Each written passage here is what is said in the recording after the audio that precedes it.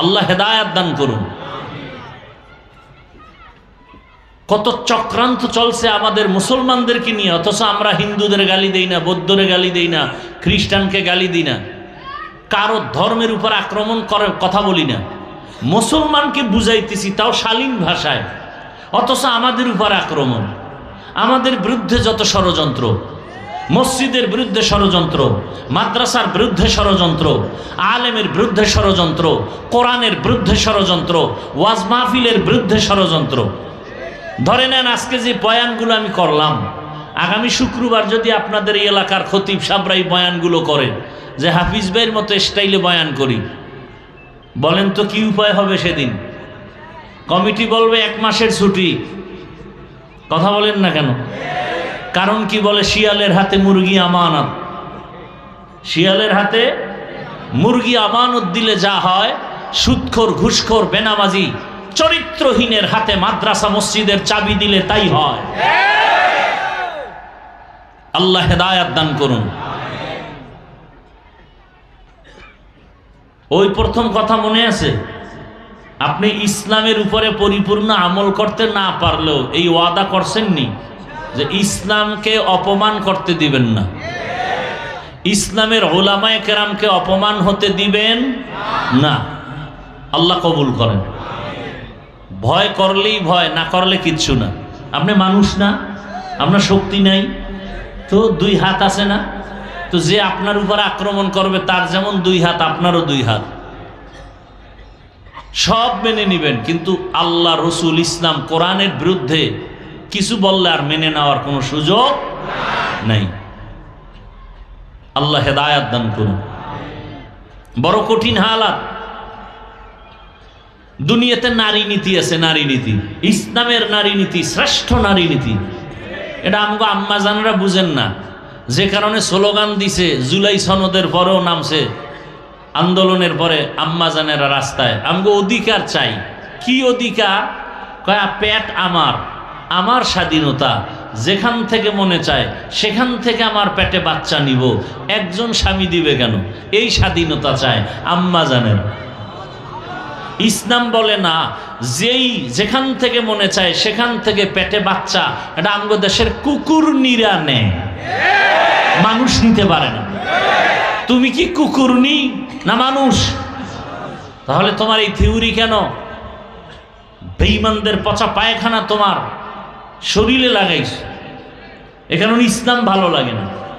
একজনে চশমা দিছে, আয়নাগুলো কালো, প্যান্ডেলে ঢুকেই বলে কি ব্যাপার, এই বাতি কালো কেন?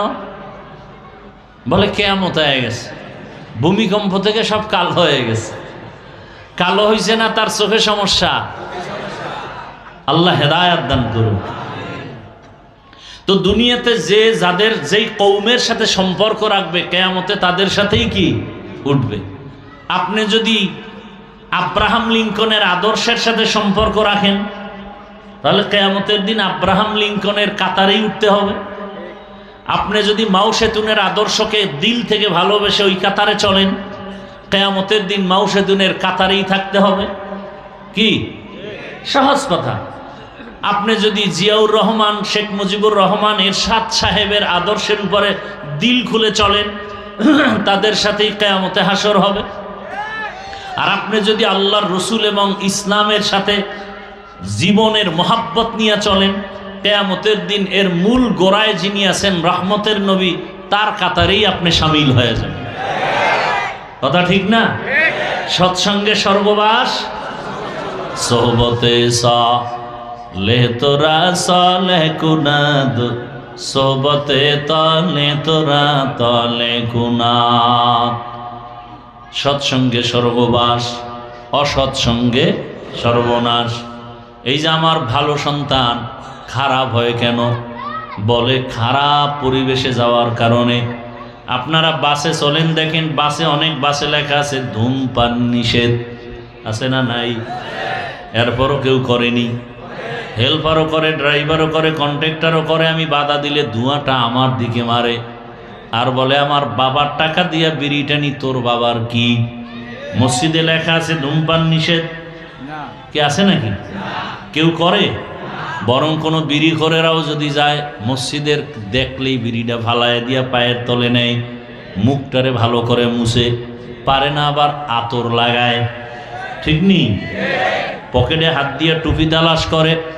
মসজিদে লেখা নাই ধূমপান নিষেধ, এরপরও কেউ করে না। বাসে লেখা আছে নিষেধ, এরপরও কেন করে? বলে পরিবেশের বড় অভাব, পরিবেশের বড় অভাব। বাসের পরিবেশটাই নোংরা, এ কারণে ওখানে লেডিস জন্ডি সব সমানে, গান চলে, কত আজে বাজে পরিবেশ। আর মসজিদের পরিবেশটা এতই সুন্দর যে এখানে আসা মাত্র মোবাইলটার রিংটোন বন্ধ করে দেয়। কারো রিংটোন বেজে উঠলে তার দিকে বাঁকা নজরে তাকায়, চালাইতে পারো না, নিয়ে আসছো কেন মোবাইল? অথচ হেডটাও কিন্তু ভেজাল মাঝে মাঝে হয়। সুযোগ পাইছে তো গুতো একটা দিল, আছে না নেই? ভাইরা আমার, তাহলে সৎসঙ্গে স্বর্গবাস, অসৎসঙ্গে সর্বনাশ। আল্লাহ বলেন দুনিয়াতে তুমি যদি ভালো হতে চাও ভালোদের সাথে চলো।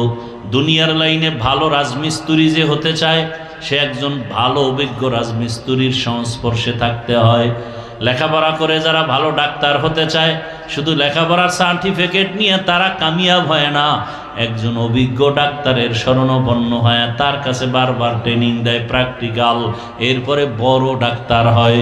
দুনিয়ার লাইনে ভালোর সাথে না গেলে ভালো হওয়া যায় না। ঠিক আখেরাতের লাইনেও যদি তুমি আদর্শ মানুষ হতে চাও, এই জমিনে একমাত্র আদর্শের সৈনিক হলো উলামায়ে কেরাম। আদর্শ হলো রসুলের আদর্শ, রসুলের আদর্শ লালন করেন উলামায়ে কেরাম। অতএব এই সুন্দর আদর্শের সাথে তোমরাও চলো। আলেমদের সম্পর্ক নিয়ে যখন চলবা তোমার জীবনটাও সুন্দর হয়ে যাবে। ওরে ভাই, আপনারা যারা খানা খান আমরাও তো খানা খাই, আপনারাও ঘুমান আমরাও ঘুমাই।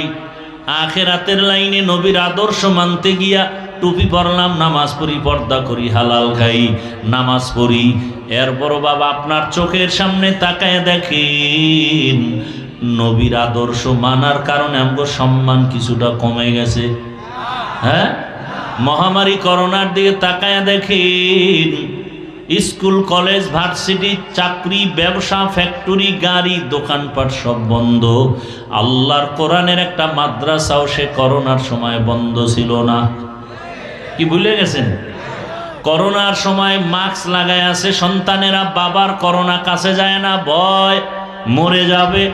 এমনকি বাবায় মরে গেল লাশের কাছেও যায় নাই, বাবার জানাজা হইল কিনা সেই খবরটাও সন্তানেরা নেয় নাই।